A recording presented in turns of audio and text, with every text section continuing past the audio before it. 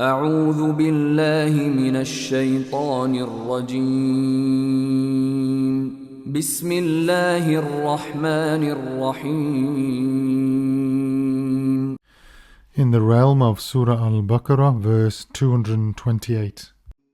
والمطلقات يتربصن بأنفسهن ثلاثة قروء ولا يحل لهن أن يكتمن ما خلق الله في أرحامهن إن كن يؤمن بالله واليوم الآخر وبعولتهن أحق بردهن في ذلك إن أرادوا إصلاحا ولهن مثل الذي عليهن بالمعروف وللرجال عليهن درجة والله عزيز حكيم.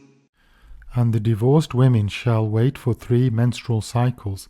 It is not lawful for them to conceal what Allah has created in their wombs, if they believe in Allah and the last day, and their husbands have more right to take them back in that period if they intend reconciliation. And women have rights similar to those against them in kindness, and men have a degree over them, and Allah is Almighty, wise. When the previous verse mentioned that the oath-taking husbands have 2 situations, returning to their wives or deciding and proceeding with the divorce, it was appropriate to mention afterwards the details of the rulings on divorce and the related matters such as the waiting period, compensation, alimony, and the various consequences that follow divorce. At-Tarabbus, waiting, means to be patient and wait, with the effort of enduring the difficulty of this wait. Al-Quru is the plural of Quru, and it is sometimes used to mean menstruation, hayd, and sometimes refers to the period of purity, tuhur. The opinions of scholars differ on what is meant by Quru in this verse. The Hanafis and Hanbalis believe that Quru means menstruation. Thus the divorced woman must wait 3 complete menstrual cycles, while the Malikis and Shafi'is believe it means the periods of purity. So the divorced woman should wait for 3 periods of purity, i.e., 3 intervals between menstrual periods. The meaning is that free women who are divorced and who are of menstruating age but are neither post-menopausal nor prepubescent should wait 3 menstrual cycles after the divorce to show that they are not pregnant. The waiting period at Tarabbus, according to the Quran, is 3 qurus, where quru refers either to menstruation or purity. Therefore, the Hanafis and Hanbalis interpret it as menstruation, while the Malikis and Shafi'is interpret it as purity.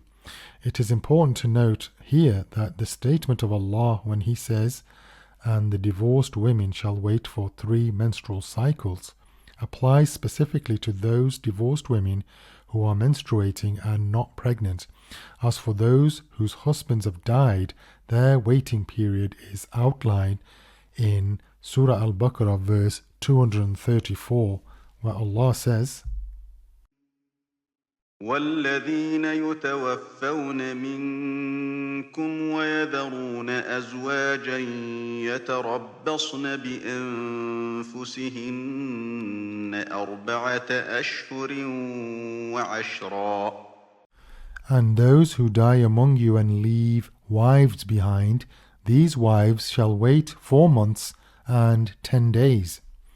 For pregnant women, their waiting period is specified in the verse when Allah says in Surah At-Taqwa verse 4, وَأُولَاتُ الْأَحْمَالِ أَجَلُهُنَّ أَن يَضَعْنَ حَمْلَهُنَّ. And those who are pregnant, their term is until they give birth to their child. As for those who do not menstruate due to menopause, or because they have never menstruated, their waiting period is stated in the same verse in the beginning of verse 4 of Surah At-Talaq, where Allah says, واللائي يئسن من المحيض من نسائكم إن ارتبتم فعدتهن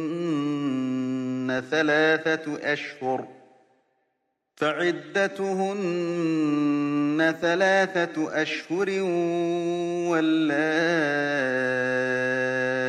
لم يحضن. And those who despair of menstruation among your women, if you have any doubt, their waiting period is 3 months, and for those who have not menstruated. The phrase when Allah says it is not lawful for them to conceal what Allah has created in their wombs means that it is not permissible for a woman to hide her pregnancy or menstruation because Allah knows what is in their wombs. It is not lawful for them to hide the trust of Allah subhanahu wa ta'ala, which He has created in their wombs, whether it be a child or the blood that the womb expels after Allah has created it therein. Allah uses the phrase, what Allah has created in their wombs, to indicate that concealing it is a lie against Allah, denying His creation and formation. In that is a compounded offense and great sin, in addition to the fact that this expression is all-encompassing of both denial and concealment, which includes pregnancy and menstruation. The hearts of women are touched by the mention of Allah, who creates what is in their wombs, and this stirs their feelings of faith in Allah and the Last Day.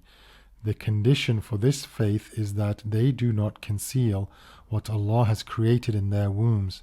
The mention of the Last Day here is particularly significant.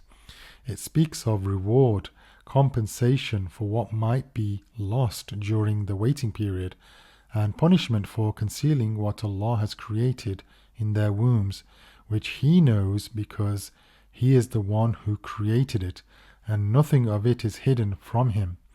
It is not permissible to conceal it before Him under any desire, whim, or goal that might affect their souls. On one side, there must also be a reasonable period where the spouses test their emotions after the separation. There may still be some lingering affection in their hearts, feelings that can be revived, and meanings that might have been influenced by a moment of lust, mistake, or pride. Once the anger subsides, the bitterness calms, and the soul finds peace. The reasons that led to separation are seen as insignificant. New meanings and considerations emerge, and they are once again drawn to rekindling their life together, or they feel the desire to improve themselves in order to fulfill a responsibility. Divorce is the most hated of the lawful actions in the sight of Allah, and it is a process of severance that is resorted to only when all other remedies have failed. Furthermore, the divorce should occur during a period of purity in which no marital relations have taken place. This ensures that there is a break between the intention to divorce and its actual execution in most cases. The husband would wait until the period of purity arrives, then he proceeds with the divorce. The first divorce serves as a trial that helps both spouses understand their true feelings. If during the waiting period they realize that it is possible to continue the relationship, the path is open. And Allah says, and their husbands have more right to take them back in that period if they intend reconciliation.